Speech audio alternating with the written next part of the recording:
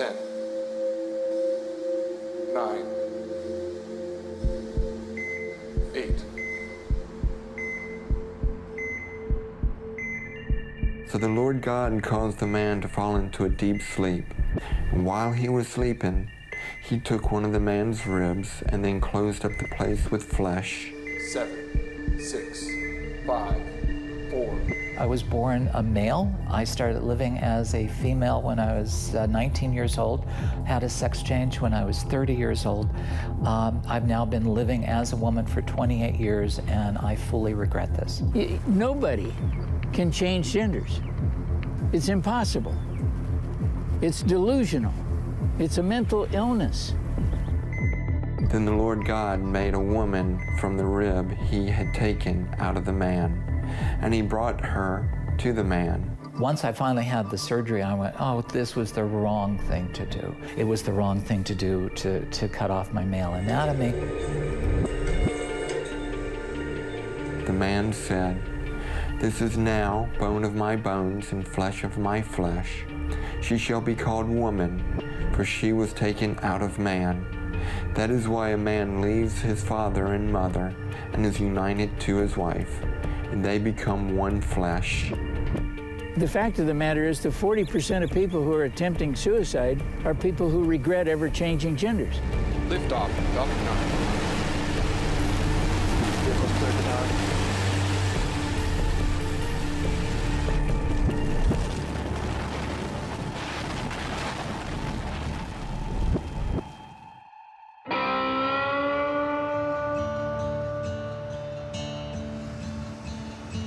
I set my alarm for right there around 4 o'clock to get up, but usually I wake up beforehand. It's as though God just wakes me up. I read the Bible, and then I pray, and then I try to be still and listen for His voice, His guidance. Hi, my name is Billy Burley. I'm living here in Lompoc in this house, and I used to work for NASA. Y'all come on in and let me show y'all around the house a little bit. So the weather over here in Lompoc is exceptional. We don't have air conditioning over here, and so we keep the doors and windows open for a good bit throughout the year.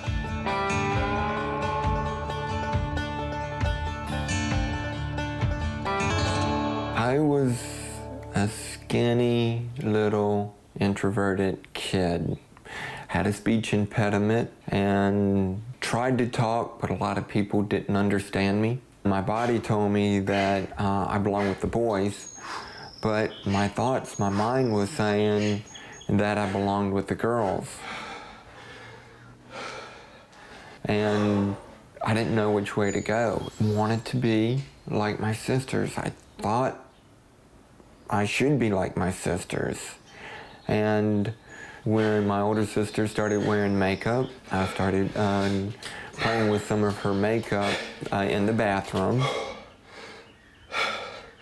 And then in the 6th grade, when I was on the Summer League swim team, and we had a new diving coach.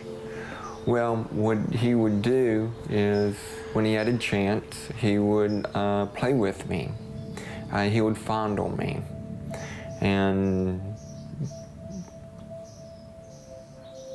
try to get me to have an erection and just continue to play with me.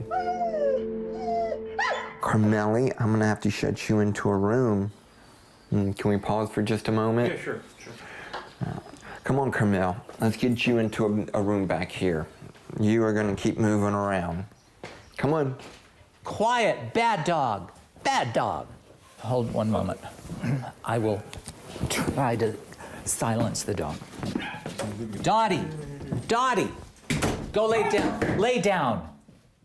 Go lay down. First off, my name is Renee Jacks, and I'm an author. I've written 8 books so far, 3 of them to do with transsexuality. I was born male, grew up in a very conservative Republican family. My father was pretty much absent most of my childhood. He was an alcoholic.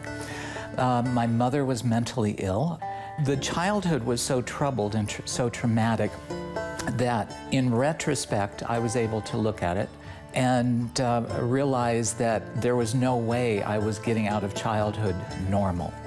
You go and you take a shower and you're there to get clean, but every time I had to take off my clothes, every time I went to bathe, you know, there's no getting around the fact that I wasn't a girl, that I was a boy. And that really is the one memory that sticks out, is just how much I hate my penis, hated my penis. By the time I left high school, when I was 18, I was cross-dressing most of the time once I was away from school. And a couple years afterwards, I ended up in San Francisco, which had a very small gay community. And I had made the decision by the time I was about 20 to start living full-time as a girl. When you start dating people, and if you pass well enough, the whole purpose is, are you a transsexual or are you a woman? And in my mind, I was always a woman. I'm wanting to date, and I'm not telling the men that I'm dating that I have a penis.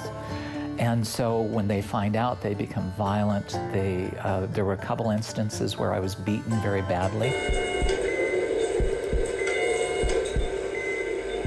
I'm Miro Đorđević. I'm a surgeon and a urologist, and I'm a leader of Belgrade Center for Genital Reconstructive Urology. Our center is very well known, especially for transgender surgery, and we perform all types of transgender surgery, male to female, female to male, redo surgery with possible complications, and one of the very actual now, reversal surgery in regretful after another way in transgender transformation.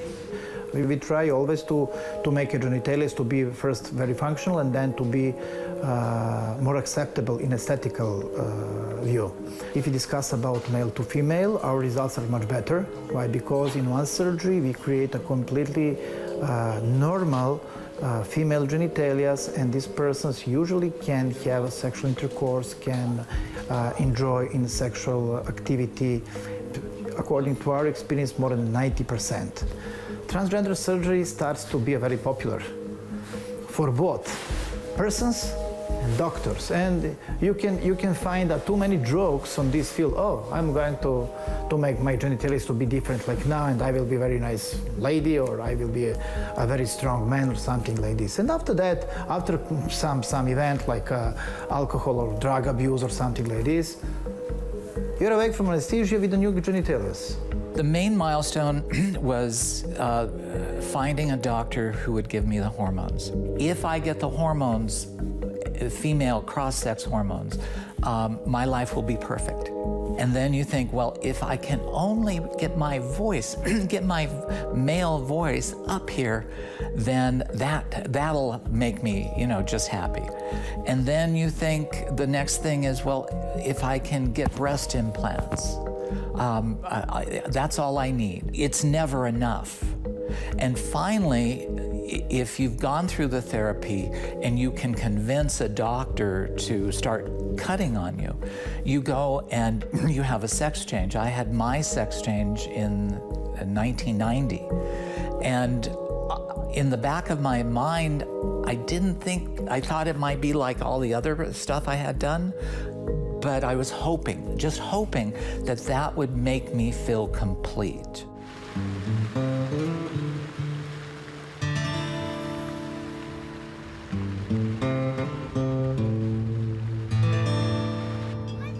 I don't want to get in there. So why would you tell your neighbor that you did something that was so stupid? It's absolutely ridiculous to tell a neighbor, hey, I was a transgender and I've detransitioned. Pretty embarrassing to go through a gender change, to be that stupid, to believe that you can actually change genders. You got to be pretty ill-equipped to handle the truth.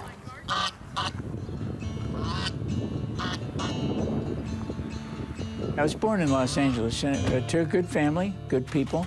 I was taken to my grandmother's house quite frequently as my parents like to go away on the weekend. They like to camp and fish. I somehow became interested at my grandma's house in cross-dressing, and I had mentioned something to her about that. So she decided to make me a purple dress and allow me to put it on and wear the dress. I finally got so interested and excited about wearing the dress that I got tired of waiting till I was going to go to Grandma's house to secretly cross-dress. So I snuck the dress home. Well, my mom found the dress. And so then Dad got upset. I was never allowed to go to Grandma's house again. The first step was I changed my name secretly when I was about 13 years old to Crystal. Probably in my late 20s, I started to talk to doctors about hormone therapy, and I began to take hormone therapy. 35 years ago, there wasn't much information, and we concluded that based on everything that was available at the time, that undergoing hormone therapy, further hormone therapy, and gender reassignment surgery would be the answer to resolve this, quote, gender identity disorder. That's when in April of 1983, I underwent the gender reassignment surgery by Dr. Biber in Trinidad, Colorado. It was amazing. I felt like the world had been lifted from my shoulders, and it was all really wonderful. The only thing I don't know is, was it all the medication from 5 hours of surgery that made me feel this way, or was it because I'd gone through the surgery? Because you're pretty heavily medicated. My female name at the time was Laura Jensen.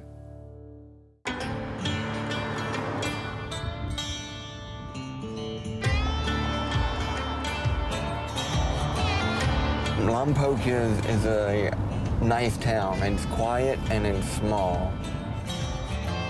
I was a little bit apprehensive going into surgery, but also a little excited too. Finally, we're at this point. And after going into surgery and then coming out of surgery and being in the elevator, I asked somebody, "Is it gone?" And they assured me that it was gone. And I was very relieved. I was losing a lot of blood through the surgical site. What they did was kept putting gauze into my new vagina, but I was excited. I was excited that finally this is done. This is now behind me. So now I'm starting my new life. I never had the full ability to have intercourse because the vagina that they make is so small. So anytime I tried to have intercourse, it was extremely painful and it wouldn't happen. So these surgeries are nothing more than plastic surgery. They don't create, the phalluses that they create for female to males are really hideous looking. I've had several female to male friends, and you look at it and you just go, oh God, you paid for that, it's horrible. The sex change didn't solve my discomfort. The doctors who are honest will say that the gender dysphoria is always there. And it's because the confusion is, it's not so much, it starts out being about your anatomy, but really what it's, you don't like yourself.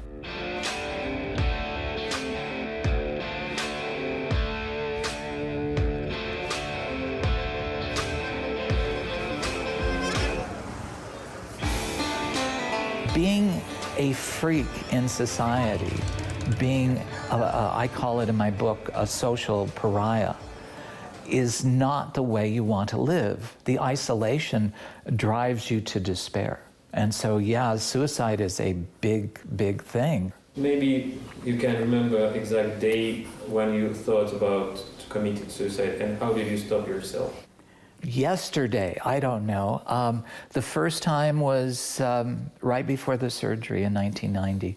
And the only thing that kept me from doing it, quite honest, is I'm a coward at heart.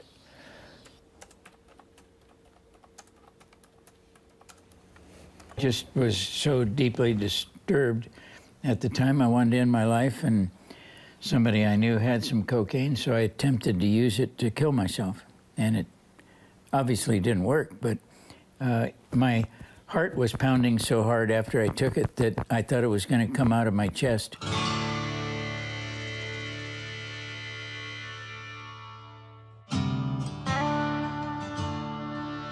I feel safer having done that and not staying in one place very long where people might find out what I do and who I am. I don't want people to know that are around me. I don't want to be outed by the people around me. I was leaving church one day on Sunday, 3-4 years ago now, and I got an email that said, "I'm ready to commit suicide. Can you help me?" And it was a transgender who had lived the transgender life for 2 or 3 years and was totally discouraged with it. I was actually exchanging information and talking with him on some level up to 5 times a day to keep him from committing suicide. He eventually restored his life. He detransitioned back. This is my entire office right here. My computer, my desk, my chair, my slippers, and this is where I sit and work. I don't need any more than this. Everything that I do is right here on the computer or on the phone talking to people. I've detransitioned now for 25 years, a little longer. And so it was when I detransitioned that everything began to make sense to me. And when I realized that how important it was to detransition to become psychologically, emotionally, and socially a healthy person, that I wanted others who wanted to detransition to have a way to come back to that same experience that I have. And if they have regret and want to detransition, I've built a website for them, exchangeregret.com. How are you? Doing good today, doing good. How about you and KC? Yeah, we're doing good. Billy contacted me by email like most people do, and we began to exchange information, and I talked to him on the phone. His story was just like mine. He was sexually abused. I was sexually abused, and that was kind of the trigger point of changing genders. Come on, kids. Come on, come get your clothes on. Come on. Come on, buddy.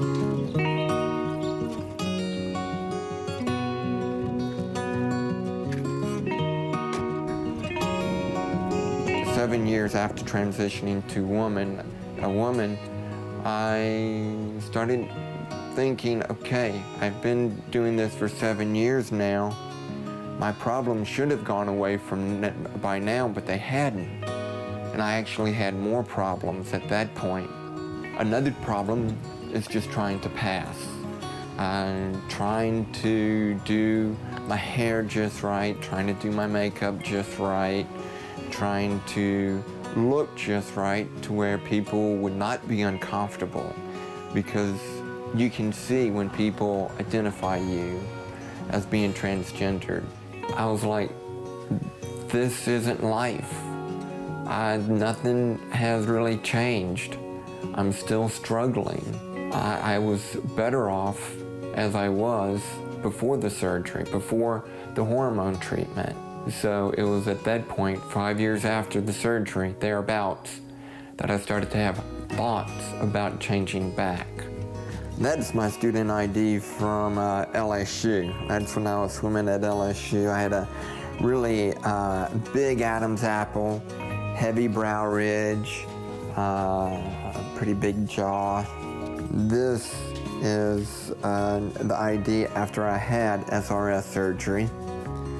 And then when I was transitioning back to male in Louisiana, that's the driver's license I got. I had a lot of other pictures from that period, but one day when I was sitting in my office looking at the pictures of me back during this 7-year period, 7-8 years as being female, it was so discouraging that I wasted so much of my life in this particular period doing all of this, that just in the state that I was in, I erased all of the pictures that I had off of the computer, and destroyed the pictures of me from that period to try to erase that period in my life.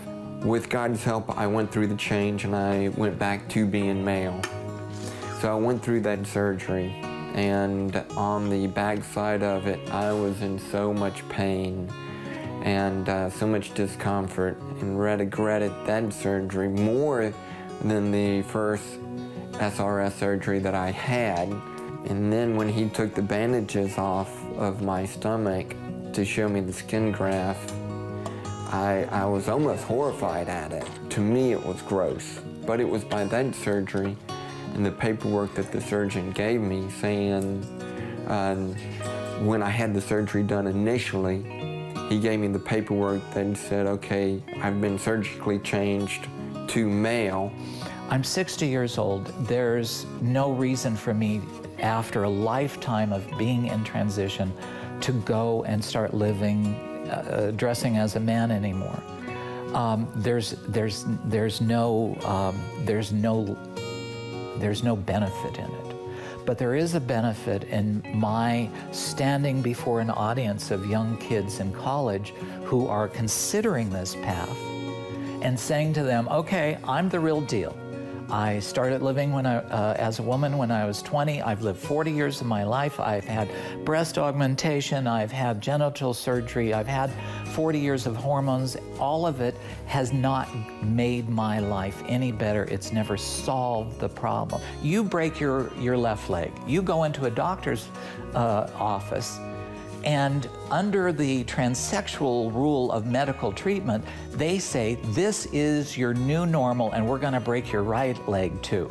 I think it's safe to say that when somebody has been cross-dressed and affirmed physically abused and sexually abused, that psychotherapy is the most needed therapy, not hormones and surgery. When I met Rachel, I was already legally a man again.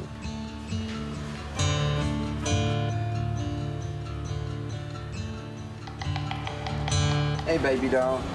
How was your day? Her and her daughter came over to my house for a Fellowship of Christian Athletes meeting. And it was there that I first met her.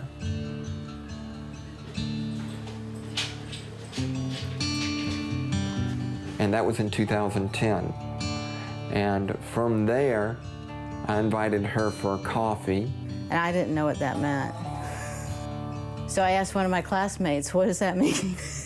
One of my younger classmates. So she said, well, that's a safe way for asking for a date or trying to meet up with somebody. I shared with her my past and what had happened and how I was. And at that time, she said, okay, let's be friends.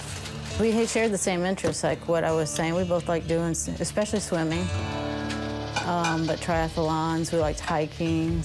I don't know, I know he will say he remembers one time we went on a hike and we sat down for a rest and on a bench, and I just kind of sat close to him and put my head on his shoulder. And it was at that point I knew our relationship was changing, and that it was okay for me to start pursuing Rachel in a romantic way, and I did.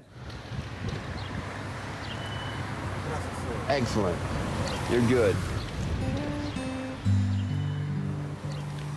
The intimacy between Rachel and me, with me being surgically altered, I cannot come to an orgasm. So Rachel and I, we enjoy intimacy. Oh, isn't that wonderful, fresh air? Fresh air is good. It is beautiful, and I'm praying for a little bit more rain, because if you notice up here, the green is starting to turn back to brown. He asked me pretty soon, after a few months, if I'd marry him. And I think I thought about it for not too long, maybe a week or two, and responded yes. My older daughter said it probably best, is they wanted me to be happy.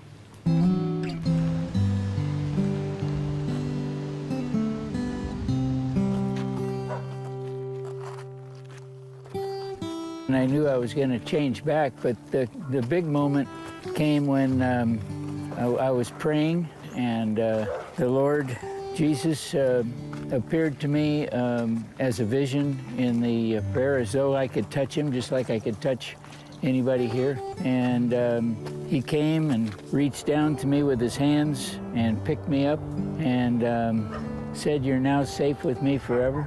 And it was at that moment that my life changed in a split second. Look at this, I'm healthy. Many of the people who've gone through this before me are dead. They're alcoholics. They're still struggling with their identity, and I'm alive and well and healthy and married for 21 years to my wife. That's redemption, restoration, and I'm helping other people. What other thing that's better in life when you're reaching out and helping other people with their life?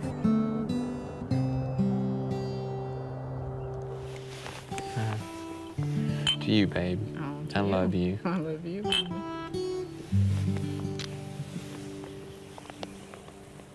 Did you taste it? It's kind of tough. It is. But it's still pretty. It's still pretty tasty. I am so happy I am the way I am now. Even though I have problems, I have a choice to let my problems burden me, or to look up, to see each day as a beautiful day, and just to enjoy life. In his hands, he's got you and me, baby. In his hands, he's got you and me, baby. In his hands, he's got the whole world in his hands.